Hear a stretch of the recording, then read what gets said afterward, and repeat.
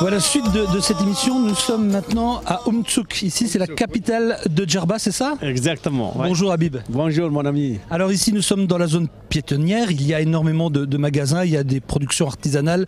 Il y a un petit peu de tout, on trouve de tout ici. Hein. Tout, vous trouvez tout. Tout ce qu'il y a. Habib, avant de vouloir absolument me vendre un tapis, va vous montrer quand même quelques produits. Est-ce que vous pouvez nous montrer ce que vous avez, vous, Habib? C'est que des produits tunisiens, vos tapis? Ah, que des produits tunisiens 100%. Allez, vous nous les montrez, vous nous faites découvrir. Alors, je vais vous montrer. Ça, c'est les kilim berbères, double face, on appelle comme ça. Alors, ça, c'est les tapis de tente avec les poils des chameaux et la laine des moutons.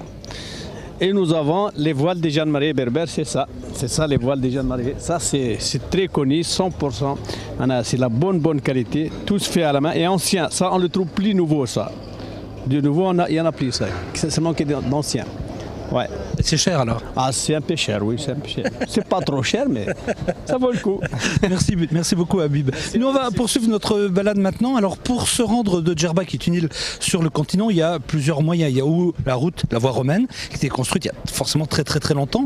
Il y en a pour 7 km à peu près. Soit vous pouvez y aller par le bac, et là c'est à 3 km. Nous avons choisi de prendre la route pour vous présenter maintenant le sud de la Tunisie. Vous allez entendre parler de Tataouine. Forcément c'est des régions un petit peu désertiques qu'on va faire. Et une petite visite guidée. Jean-Baptiste Césac, Sébastien Roch et Patrick Sampaio s'y sont engagés. Regardez.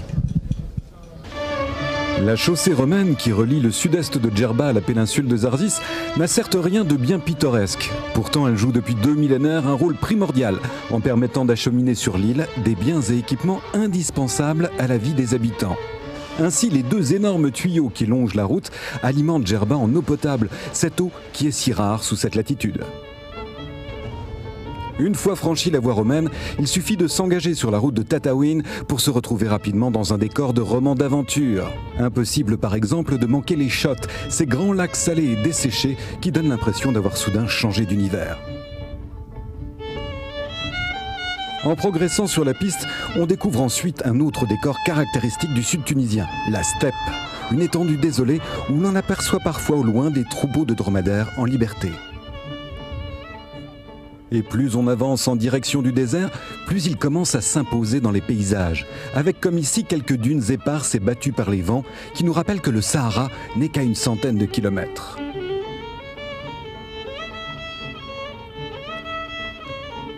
Ça y est, nous voici à Tataouine, la dernière ville avant le désert, une cité relativement récente qui a été créée par les nomades de la région.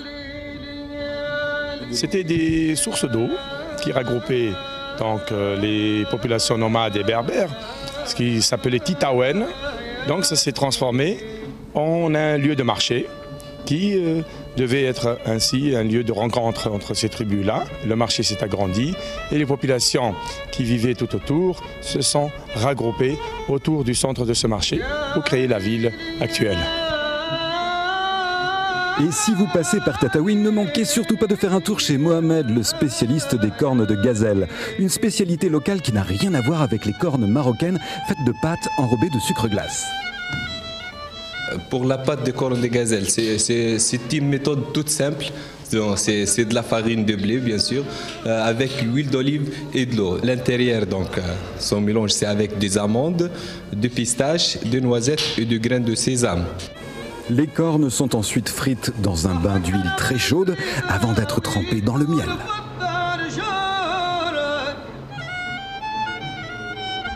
Les randonnées dans le sud tunisien permettent de découvrir des décors extraordinaires que l'on ne rencontre nulle part ailleurs.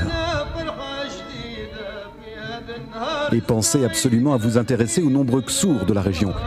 Ksour, c'est le pluriel du mot ksar. Le ksar est un nom d'origine arabe qui signifie palais ou fortification.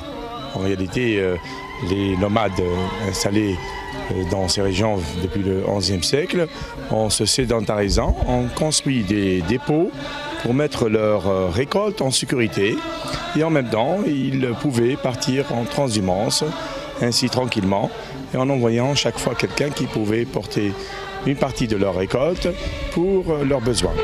À la fois forteresse et grenier communautaire, les ksours sont tous différents. Ici, à El Farch, ils font penser à une cité antique. Un peu plus loin, le Ksar et Dada peut éveiller en nous quelques souvenirs. George Lucas est en effet venu ici en 1997 pour tourner quelques scènes de son film La menace fantôme de la saga Star Wars. Et enfin, dans la cité de Médénine, l'ancien Ksar fait désormais partie intégrante du centre-ville.